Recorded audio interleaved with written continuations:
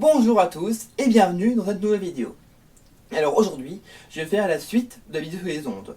Donc dans la première partie des vidéos, j'ai parlé des ondes mécaniques progressives et d'un exemple des ondes sonores. Donc elle est à retrouver dans la fiche en haut à gauche, ainsi qu'en description.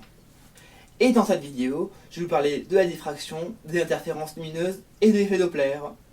Et on y va tout de suite. Donc, on va commencer par la diffraction, donc on va commencer par une définition. Donc en fait, c'est la propriété des ondes qui se manifeste par un étalement des directions de propagation de l'onde. Et ça arrive lorsque l'onde, elle va rencontrer un obstacle du même ordre de grandeur qu'elle. Alors je vais vous montrer une image qui va vous expliquer ça beaucoup plus clairement. Donc, vous voyez que l'onde, elle arrive vers l'obstacle A, et vous voyez que lambda et A, ils ont le même ordre de grandeur. Donc, il va y avoir un étalement des directions de propagation de l'onde. Maintenant, on va parler de l'écart angulaire. Alors, c'est lors de la diffraction d'un faisceau laser par un obstacle de dimension A. L'écart angulaire, c'est l'angle en radian entre le milieu de la tâche centrale et la première extinction. Et donc, l'écart angulaire a pour formule lambda sur A, elle s'affiche normalement à l'écran. Je vais aussi vous mettre à l'écran un schéma qui représente la situation. Donc, vous voyez le faisceau laser. Et vous voyez l'écart angulaire θ. Et donc maintenant, si vous cherchez la dimension de l'obstacle A, on va faire une série de petits calculs. Tout d'abord, on peut dire que tangente θ égale L sur 2 sur D. Alors, on va expliquer cela. Donc, on rappelle, tangente θ, c'est opposé sur adjacent. Et on regarde, ici, le côté opposé à θ, ça va être L, mais vous voyez, on n'a que la moitié de L. Donc, c'est L sur 2. Et le côté adjacent, ça va être D. Et comme θ est très petit, on peut dire approximativement que tangente θ égale θ. Et donc, on se retrouve avec θ égale L sur 2D, et avec θ qui est égal à lambda sur A, par définition. Donc, en fait, L sur 2D égale lambda sur A. Et donc, A égale 2 lambda D sur L.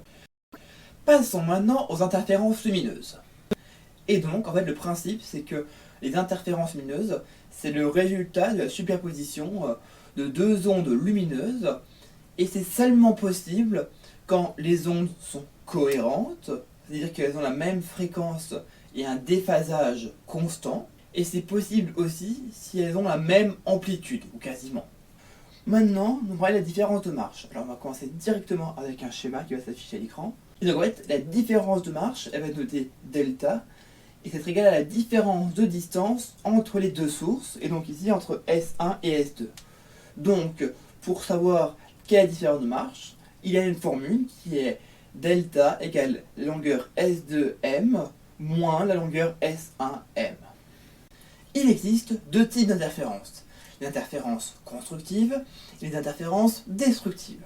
On dit que les interférences sont constructives quand les ondes sont en phase, ou quand leur différence de marche est égale à k fois lambda. Donc, qu'est-ce que c'est en phase?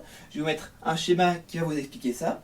Donc, vous voyez que les minimums et les maximums des ondes coïncident. Et donc, si on additionne les ondes, elles vont se multiplier. Ensuite, il y a les interférences destructives. Là, c'est quand les ondes ne sont pas en phase, quand elles sont en opposition de phase, ou quand leur différence de marche est égale à 2k plus 1 fois lambda sur 2. Donc, qu'est-ce que c'est des ondes en opposition de phase? Je vais montrer la suite du schéma. Et donc, vous voyez que le minimum d'une onde correspond au maximum de l'autre. Et donc, si on additionne les deux ondes, leurs effets vont s'annuler. Maintenant, on va parler des interfranches. Alors, on va prendre l'exemple des fentes de Young. Donc, je vais vous montrer une image. Donc, elle a été obtenue en lumière chromatique. Donc, c'est une figure d'interférence obtenue en lumière chromatique à l'aide des fentes de Young. Donc, vous voyez qu'il y a une alternance de franges sombres et de franges brillantes. Les franges sombres correspondent aux interférences destructives, tandis que les franges brillantes correspondent aux interférences constructives. Et donc en fait, l'interfrange I, elle correspond à la distance en mètres séparant deux franges brillantes ou deux franges sombres. Et donc il y a une formule qui va s'afficher à l'écran, qui est I égale lambda D sur A, avec A la distance entre les fentes en mètres, D la distance entre l'écran et les fentes en mètres toujours, et lambda en mètres. Enfin, nous allons terminer sur l'effet Doppler. Alors, avant de commencer à vous parler de l'effet Doppler, je vais vous dire que moi je vais vous donner une formule, une expression de l'effet Doppler, mais il se peut qu'en contrôle ou en bac par exemple, on vous donne une formule de l'effet Doppler qu'il va falloir appliquer. En fait, le principe, c'est pas forcément tant la formule qui va compter, c'est de comprendre le principe et comment ça marche. Donc l'effet Doppler, ça correspond à la variation de fréquence de l'onde mesurée lorsque la distance entre l'émetteur et le récepteur varie au cours du temps. Donc là, je vais montrer un schéma qui va vous expliquer ça plus clairement. Donc vous voyez, si le véhicule se rapproche de l'oreille, eh bien la fréquence reçue par l'oreille va être supérieure à la fréquence émise par le véhicule. Et à l'inverse, si le véhicule s'éloigne de l'oreille, eh bien la fréquence reçue dans l'oreille va être inférieure à la fréquence émise par le véhicule. Une formule pour l'effet Doppler, ce sera FR égale FE, facteur de 1 sur 1 moins VE sur C. Alors, donc normalement elle est affichée à l'écran, et donc FR c'est la fréquence reçue, FE la fréquence émise, VE la vitesse de l'émetteur, et C la célérité des ondes.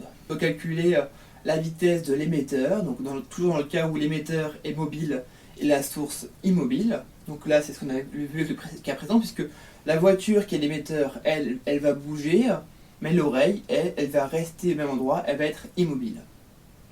Et donc, la vitesse, quand l'émetteur se rapproche, ce sera égal à V égale C fois FR moins FE sur FR. Et donc, avec FR, la fréquence reçue, et FE, la fréquence émise. Et si l'émetteur s'éloigne, la formule vitesse sera C fois FE moins FR sur FR. Donc toujours avec FE la fréquence émise et FR la fréquence reçue. Et bien voilà, c'est la fin de cette vidéo. Je vous remercie grandement de l'avoir suivi.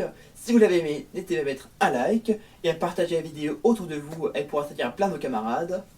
N'hésitez pas non plus à vous abonner pour ne rater aucune de mes vidéos. N'hésitez pas non plus à me mettre dans les commentaires tout ce que vous pensez de cette vidéo. Si vous avez envie que je parle d'un sujet ou de l'autre, parlez-moi-en, je dirai vos commentaires avec attention.